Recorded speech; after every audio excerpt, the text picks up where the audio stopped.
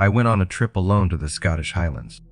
I drove a rented car all the way from London to a small town named Alliston in the far north of Scotland. Since I was a kid and visited that place with my family, I always dreamed of going back when I was older to explore everything on my own. I planned a huge backpacking trip around Europe, but it didn't go as planned. I didn't even leave the British Isles before I had to go back to America, feeling really disappointed. On the first night of my road trip, I drove deep into the Highlands. I thought it was safer to stop driving when it got dark, so I found a random inn by the road. These inns were different from American hotels. They felt really cozy, like being at home, and the one I chose was just like the others in the area. Instead of eating a normal breakfast, they had a bar downstairs that made their own food and local drinks all day long. I got there just in time for dinner. Since I was by myself, I sat at the bar and talked with some older people who could tell right away that I was visiting from out of town. They told me about cool places to visit on my trip and shared their favorite foods and drinks. The person who runs the inn, a nice lady, came to say hi and help me get my room ready for the night. Everything was really chill and great for people like me who were traveling. It seemed like the Scottish people were really happy to show how friendly they are. After I ate dinner and had a beer, everyone else at the pub had already gone to their rooms. Only the innkeeper, the cook, and I were left in the kitchen cleaning up. They saw I was having trouble sleeping because it stays light outside until late in the summer here. They thought having a few more drinks might help me fall asleep.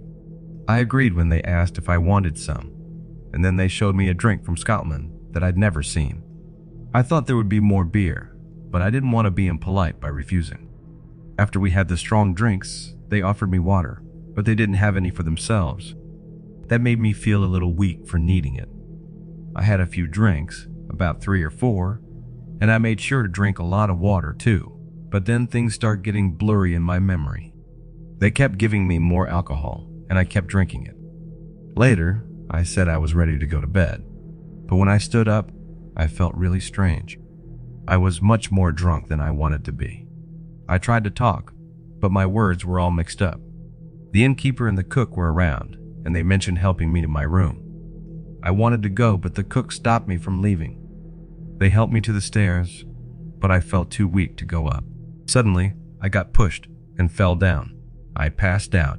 When I woke up the next day, I was in my car far from the inn. My head and side hurt a lot. I saw a rough cut on my side. I realized someone took one of my kidneys while I was out. I wanted to find a way to get back at those people, but I couldn't think of any good ideas. They got a head start while I was out of it, and by the time I came around, they'd already done whatever they did. I couldn't remember much about that night, like who they were or what they looked like, especially after eating dinner. It felt like there might have been something in the food that messed with my memory. They took all my things, and because rental cars didn't have GPS at that time, I couldn't find out where they took me. I had to stop someone passing by and ask them to call the police. I told the police everything I could remember, and I ended up at the station. It was the start of a tough journey back home, 2 months before I was supposed to leave. I never found out if the people who took my stuff were caught. Something really bad happened to me that shook me up a lot. But then a few months later, I got a letter from someone I didn't know. It had a picture of the place where the bad thing happened, and a note that said, "We're sorry." I was shocked. I never thought the people who did something wrong would try to talk to me or say sorry. I didn't know if it was a mean joke or if they really felt bad. For weeks, I didn't hear anything else from them. I tried to forget about it, but I couldn't stop wondering. Then I got another letter. It had a map of the place near the hotel. They marked a spot and a time. Even though my friends and family warned me to be careful, I couldn't stop myself from checking things out. So late at night, I went back to the Highlands, feeling nervous and excited. I found the exact spot, a quiet, open space lit up by the moon. As I walked closer, someone stepped out from the dark. It was the cook, the same person I saw that important night. They looked really upset, their voice shaking as they talked. They said they were forced to join a plan they didn't want to be part of. They told me all about how it worked and how bad they felt about it. Then they gave me a bunch of papers and proof that showed how the whole operation of taking organs illegally was happening. They asked me to forgive them and help stop the illegal business. I was really surprised. Something shocking came to light, and it totally changed the story, making me feel a mix of different emotions. When I found proof, I told the police, and they took strong action against the bad guys. Finally, things were made right, but the memories of that tough time stuck with me. Still, there was a little bit of relief and a new belief in how life can surprise us.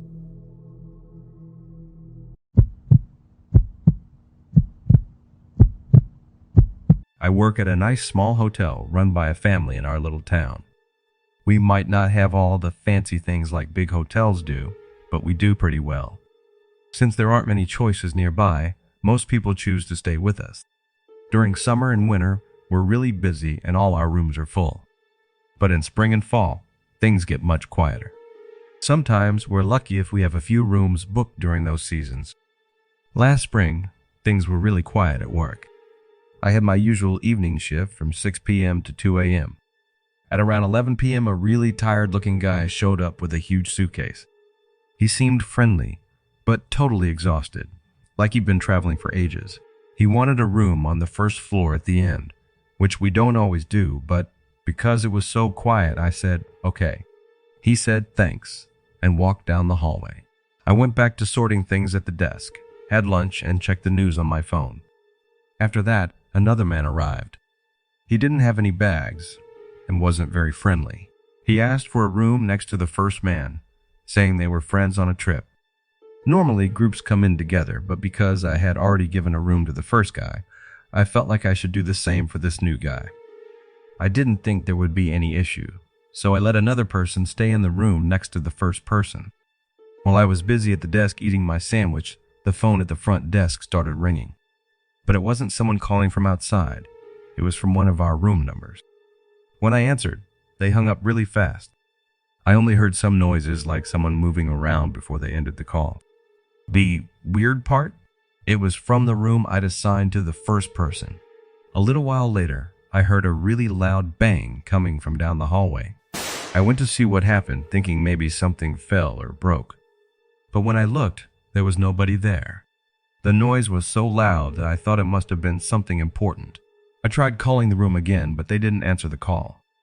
I didn't have any other ideas. I thought if there was a problem, someone would tell me, right? Around 30 minutes later, the unfriendly guy came and said he had to leave early. He checked out and went away. That night when I went home, something didn't feel right, but I didn't know why. Days passed, and then I figured it out. The first guy never actually checked out. We looked in his room, and his things were there, but he wasn't. It's like he disappeared without a trace. We looked for the other guy, but it was as if he was never real. The information he gave didn't match at all. I felt like he might have been involved in the first guy disappearing, but I didn't know how. As time passed, strange things happened. People talked about seeing shadows in the hallway where those guys lived. Our place wasn't haunted, but it made me feel uneasy. One day, we discovered something interesting. In the room where the first person stayed, we found a strange briefcase hidden under the bed. It looked really unusual, unlike anything I'd seen before. I couldn't resist my curiosity, so I decided to open it. Inside, there were these weird papers written in a language I didn't know. It felt just like a scene from a spy movie or something like that. I told my boss, and he called the police. The cops took the briefcase and papers, and things got serious fast. They began checking the first guy's history to find out who he truly was. It turns out, his identity wasn't real. He had vanished before using different names in another location. The police suspected the unfriendly guy might be involved, but they couldn't find any sign of him. It was as if he disappeared, just like the first guy. The whole situation felt like a puzzle I couldn't figure out. Time passed and the case started to lose attention. But then, something important happened. Someone discovered a hidden camera in the hallway where those guys lived. It had a video of them, but it was strange. They were speaking quietly and seemed very worried. All of a sudden, they both vanished from the camera's view. It wasn't a mistake. It was like they disappeared into thin air. The police were confused. No one could figure it out. They were there one moment, and then suddenly they were gone. After that, the hotel didn't seem as good. People talked about the strange disappearances. Some said it might be fake, while others thought something bad might be happening. But to me, it was a big mystery. The hotel kept going, but that hallway always scared me. The whole thing is still a mystery in our town, something we can't explain. Before I continue to the next story, if you are interested in earning from YouTube without showing your face, or without making videos by yourself using artificial intelligence, like the video that you are watching right now, then I have a special free training for you. Check the first link in the description below to get instant access.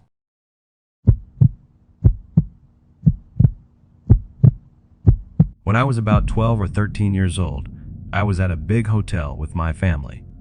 My cousin Lizzie, who's a year older than me, was there too. Our parents went for coffee and left us at the hotel. We thought, hey, let's go to the pool. This hotel was weird. Instead of hallways inside, it had hallways outside, like a bunch of buildings tangled together with stairs connecting them.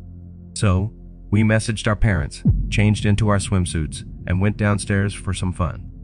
We played in the water, chatted about school, and giggled about silly stuff.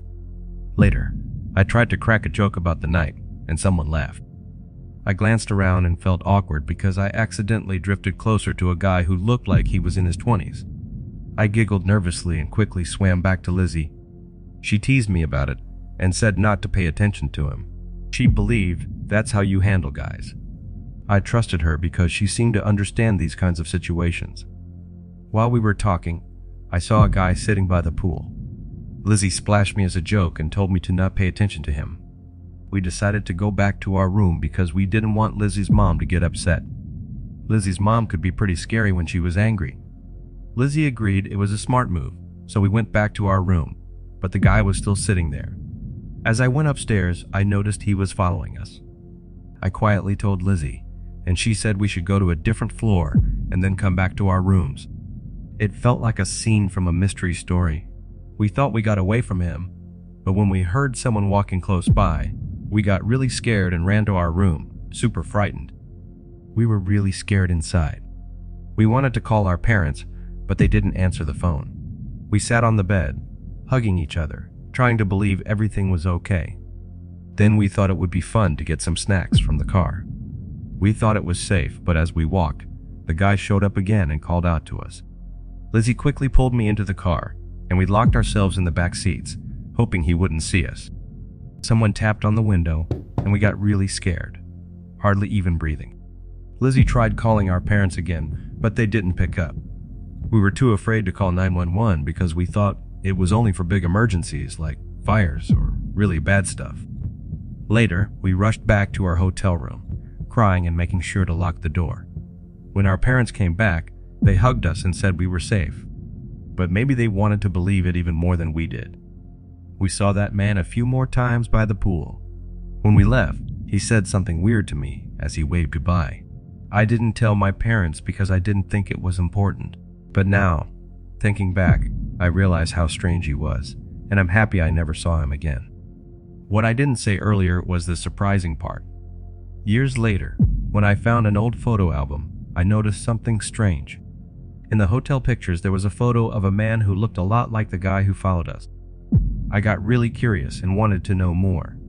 Turns out, the hotel had a really interesting story from way back. A young guy in his 20s stayed there a while back, and then just disappeared. Nobody ever found out what happened to him.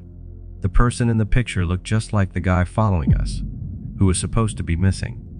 We thought he might be a spooky ghost or something mysterious, but it turns out that wasn't true. The surprise was that the person following us might have just been a different guy who happened to look a lot like the missing guest. The guy we met looked a lot like someone who'd been missing for a while. Maybe he was just a guest at the hotel, but his spooky behavior made things mysterious and kind of creepy for us. So it wasn't a ghost or anything spooky. It was just a strange coincidence that made meeting that guy even scarier. It's weird how real life can be even weirder than stories.